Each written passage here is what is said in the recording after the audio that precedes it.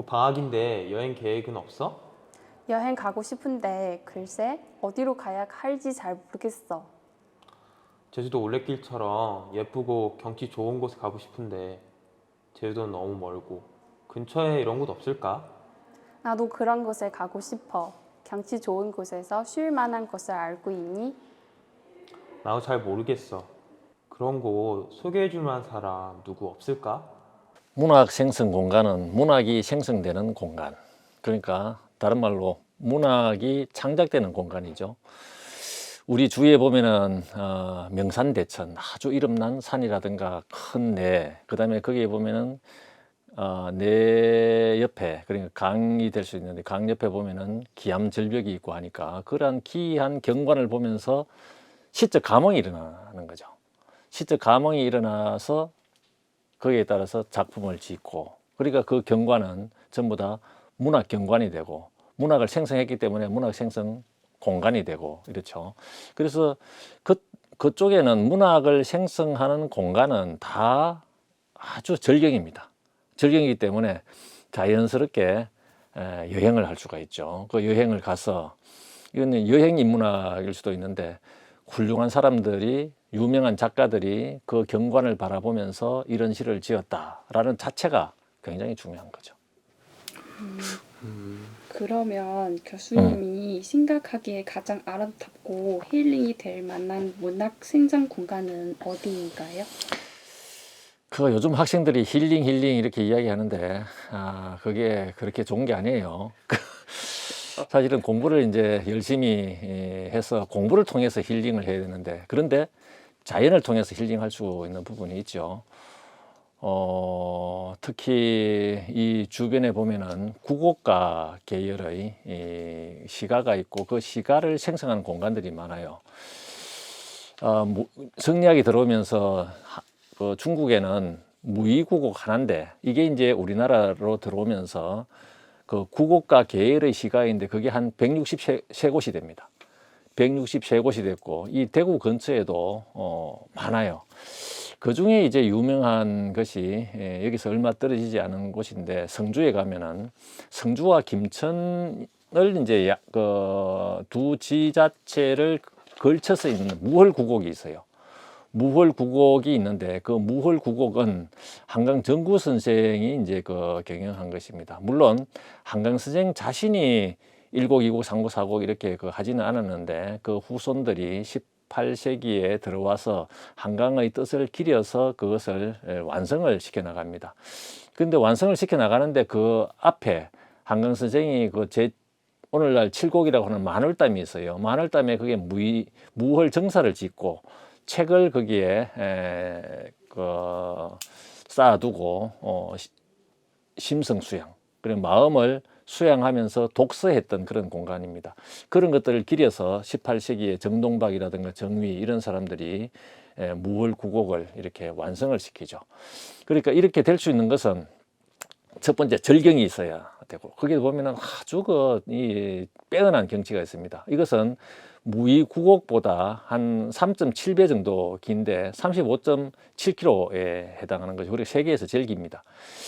여기에는 그 긴 공간 안에 그 이밤 같은 경우 바위가 촛대처럼 쫙 그렇게 솟아 있고, 그다음에 물이 그 바위를 돌아 흐르는데 굉장히 하여튼 맑고 좋습니다.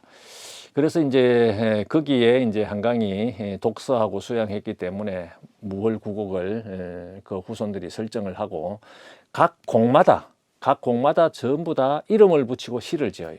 그 이름은 그 옛날에 있었던 것도 있고 자기들이 다시 이제 완성시키는 것도 있는데, 이러한 어떤 문화 현상들이 아주 중요한 거죠. 여기에 여행을 하면서 아름다운 경관을 보고 훌륭한 시를 읊으면서 자연스럽게 이제 사실은 힐링이 되죠.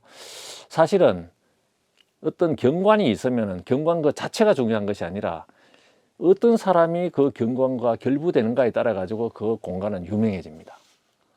예컨대 여기 왕저화가 있고 장정호가 있는데, 훌륭한 사람이 만약에 되어서 훌륭한 작가가 된다고 하면은 이 자네들이 다녀갔던 곳, 또 다녀가면서 시를 지었던 곳, 그건 굉장히 훌륭한 공간이 되는 거죠.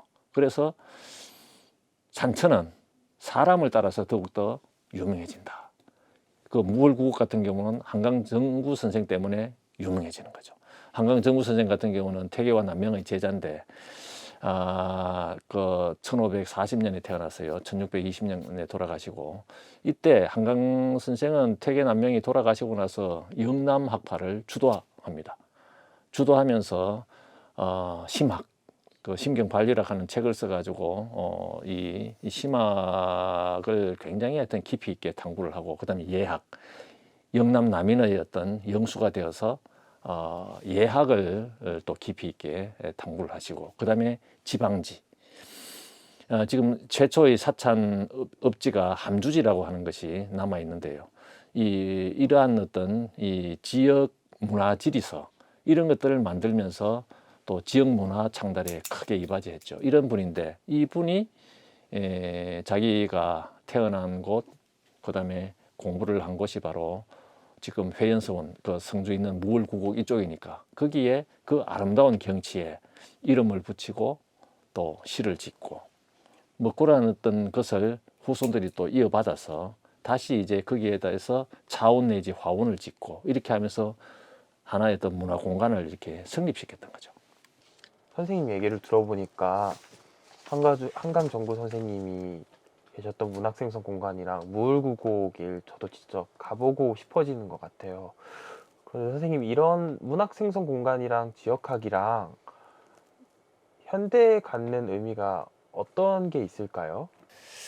그런 어떤 그 현장 답사예요. 사실 여행이라고 해서 그렇지, 문학 생성 공간을 답사해 보는 것은 학자가 연구실에서 책을 보면서 이렇게 느끼는 것하고 전혀 다릅니다. 그 가서 내가 직접 마음과 경치가 서로 소통하는 이런 것들이 필요한데, 그것이 이제 그 단순한 여행이 아니잖아. 공부 여행이기 때문에 답사를 하는 거예요. 답사를 하면서 그때 그 작가가 그 자연을 바라보면서 어떤 것을 느꼈던가라고 하는 것을 바로 체험할 수가 있죠. 그런 측면에서 이런 답사 여행은 매우 중요한데, 특히 이제 구곡 같은 경우는 이게 곡자가 구벌곡자예요. 구벌곡이라고 하는 곡선을 이야기합니다. 우리가 전근대, 근대, 탈근대 이런 측면에 보면은 근대 같은 경우는 직선적 사고를 합니다. 그 표상이 바로 고속도로인데, 철로, 고속도로 이런 거잖아요. 이것은 이 근대 같은 경우는 자본이 중심이 되니까, 직선 같은 경우는 그 고속도로 보세요. 고속도로 길을 막 다니는데 앞에 산이 놓여 있으면 어떻습니까? 산을 뚫어버리죠. 또 강이 흐르면 강에 다리바를 세워가지고 또 그 위에 지나가게 되고, 여기에는 폭력과 파괴가 있어요. 폭력과 파괴를 통해 가지고 자본을 빨리 이렇게 획득하긴 하지만, 여기에는 다른 사람이, 옆에 있는 사람의 아우성이 들리지 않아. 목적은 좀 빨리 가야 되기 때문에, 여기에는 그러니까 모든 사람이 경쟁이에요. 모든 사람이 경쟁이기 때문에 그 사람을 치고 나가 밟아야 되는 거예요. 그러니까 이렇게 하면서 피로사회가 이루어지는데, 이 구곡문화의 곡선문화는 그거하고 전혀 다른 문제죠. 곡선 같은 경우는 대표적인 강입니다. 강이 어떻습니까? 개울과 강인데, 개울과 강 같은 경우는 강이 흐르다가 또는 개울이 흐르다가 앞에 바위가 있으면 돌아가고, 큰 산이 있으면 다시 이제 돌아가죠. 이게 천천히 가지만은 이웃의 어떤 아픔을 이야기하고 또 나눌 수가 있는 거죠. 옆에 있는 사람 소리가 들려요. 그러면서 가만히 들어보니까 나의 어떤 고민과 나의 아픔과 비슷한 어떤 그 이야기를 하는 거예요. 그러면서 치유되고 소통되는 이러한 것이 있는데, 그 대표적인, 그것에 대한 대표적인 이 문학 작품이 이 구곡가 계열입니다. 특히 구곡 같은 경우는 또 이제 큰 의미가 있는데, 정격이 있고 병격이 있어요. 정격 같은 경우는 주자가 그랬듯이 하류에서 저 상류로 거슬러 올라가요. 병격 같은 경우는 내려오는 것도 있고 뭐 다양하게 이렇게 있는데, 왜 그러면 하류에서 저 위로 거슬러 올라갈까? 바로 훼손된 심성, 이러한 것들을 거슬러 올라가면 맑은 샘물이 거기에 나중에 있게 되니까 그 맑은 자아를 회복하는 것입니다. 나의 어떤 훼손된 자아를 맑은 자아로 회복되면서 건강한 자아를 만드는 거죠.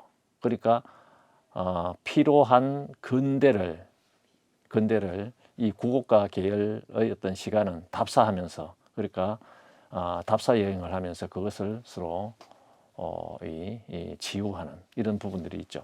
한강 선생 시도 보면은 제일 구곡에 이렇게 돼 있어요.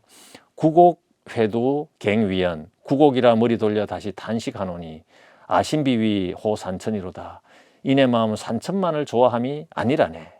원두 자유 나는묘, 셈의 근원에는 저절로 형언하지 못할 묘한 이치가 있어서 사차하수 문별천고, 이를 버려두고 어찌 별천지를 찾으리. 그러니까 원두라고 하는 것은 샘에서 물이 막 이렇게 비로소 이렇게 샘솟는 곳인데, 그게 바로 심성의 근원이거든요. 마음의 근원, 마음의 근원을 찾아가는 거예요. 그래, 마음의 근원을 찾아가서 거기에서 뭐를 느낍니까? 무릉도원, 별천지를 느끼는 거예요. 그래서 깨끗하게 회복된 자를 확인하면서 거기에 커다란 학문적 행복이라든가 인간이 갖고 있는 그 행복, 자유로움, 이런 것들을 느끼게 되죠. 이것보다 더 큰 그 성찰과 이것보다 더 큰 행복감, 이런 것들은 있을 수가 없죠. 그래서 직선에서 곡선으로, 원래 이제 곡선이었는데 전근대가 강문화가 중심이었는데, 이게 이제 근대로 오면서 직선 문화로 고속도로와 같이 이런 것이 만들어지면서 폭력과 파괴가 형성이 되었고, 이것을 이제 극복하면서 전근대를 돌아보게 되는데, 전근대를 바라보면서 또 이제 그쪽으로는 돌아갈 수 없기 때문에 근대를 극복하는 그러한 탈근대 내지 극근대의 어떤 측면에서 곡선을 다시 자각할 필요가 있어요. 이게 굉장히 중요한 어떤 현대적 의미죠. 그래서 이 곡선 문화를 어떻게 되살릴 것인가, 또는 여러분들이 이제 공부를 하는 사람들이기 때문에 공부를 하면서 이게 이제 대중들의 어떤 그 문제하고 연결되잖아요. 대중들과 함께 이런 여행을 하면서 우리를 성찰하고 곡선 문화를 통해 가지고 어떻게 천천히 가지만은 서로 소통하고 또 화해하면서 자연과 인간이 서로 대화를 나누면서 인간이 지닌 어떤 본원을 찾아갈까라고 하는 이런 어떤 고민과 또는 그 여행을 통한 어떤 자유로움, 이런 것들을 느낄 수 있는 거죠. 학자는 그런 고뇌가 첫 번째 있어야 돼요. 그러면서도 그것을 통해서 느끼는, 이 학문을 통해서 느끼는 자유로움이 있어야 됩니다. 그 고뇌가 없으면 자유로움을 또한 터득할 수가 없어요. 그래서 여러분들이 단순한 여행이 아니라 이런 문학 생성 공간 같은 경우는 이 학문적인 어떤 여행, 또는 이 여행을 통한 이 학문 답사가 되는데, 단순하게 이제 그러한 것들이 에서 그치는 것이 아니라, 여러분들이 이제 그 연구실에서 책상에서 한 공부를 현장에서 문학 생성 공간에서 확인하는데 그치는 것이 아니라 자기를 반성하면서 그 행복감도 느끼고 또한 찾아가면서 고민도 많이 하고, 이렇게 하면서 스스로 이제 성장해 갈 수 있어야 되는 거죠. 네, 지금 그 구곡길에는 많은 사람들이 이렇게 놀러 와서, 그러면 그 구곡길은 무흘 구곡시에 나오는 장소들을 이렇게 일일이 다 찾아내서 완성한 건가요? 그 무월 구곡은 옛날부터 한강 선생에서 출발해서 구곡이 이제 18세기에 완성이 되고, 그 다음에 이제 세월이 많이 흐르니까 이게 사람들이 산천도 약간 뭐 거기에 저수지도 만들어지고 하면서 파괴되고 이렇게 해요. 그래서 사람들이 그 정확한 장소를 모르는 거야. 정확한 장소를 몰라서 내가 논문을 써서 다 밝혔죠. 거기 아홉 군데 가운데에 세 곳이 전혀 엉뚱한데 이렇게 팻말이 서 있고 뭐 이렇게 이름이 이렇게 붙여져 있어요. 그래서 이제 그림하고 전혀 다른 것을 보고 아주 세세하게 이제 답사를 해서 내가 세 곳을 바로 잡아 넣었는데, 그 중에 하나가 사이남입니다. 사이남 같은 경우는 경치가 너무나 아름다워 가지고 원래 이제 사시남이라고 하는데, 자기의 속세의 몸을 버릴 수 있는, 버리고 싶은 그런 곳이다 뭐 이런 뜻도 있고, 그다음에 고려시대 때 사인벼슬을 한 이런 사람이 여기에 살았기 때문에 사인암이라고 한다. 또는 그 사인은 버릴 사자하고 인장은 관인인데 관인을 버린다. 이거는 벼슬을 그만둔다는 말이거든요. 벼슬을 그만두고 여기에 살았다. 뭐 이런 등등의 어떤 의미가 있는 이름인데 그게 이제 성주호가 만들어지면서 이게 깨져버린 거예요. 깨고 나서 그 앞에 거를 계곡 저편에 있는 것을 지정해가지고 이게 사인암이다. 이렇게 해서 한 30년 정도 계속 그 연구자들도 거기 가지고 사인암인갑다 싶어가지고 연구하고 사진 찍고 막 이런 것들이 많아요. 근데 그림하고 완전히 정반대인 거 이상한 거예요. 그래서 그 옛 문헌이라든가 또 답사 같은 경우가 그렇게 중요한데 그 수소문하고 인터뷰하고 이렇게 해서 그 정확한 위치를 비정을 해서 지금은 거기 바꿔놨죠. 그래서 지자체에서도 팻말을 옮기고 다듬어 놨어요. 이게 하나 있고, 그 다음에 마늘담, 제7곡이 마늘담인데 이거는 한강 선생한테도 중요한 건데요. 그 한강 선생이 맨 처음에 이제 들어갔던 곳이 그 마늘담입니다. 마늘담 그 위에